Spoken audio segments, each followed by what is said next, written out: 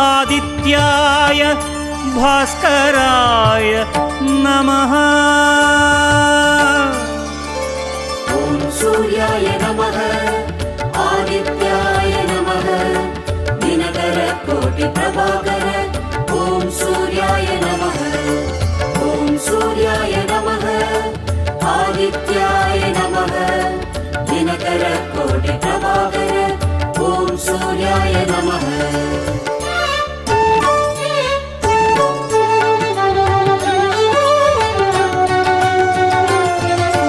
ततो युद्ध परिश्रान्तं समरे चिन्तया स्थितं रावणं चाक्रतो दृष्ट्वा युद्धाय समुपस्थितम्।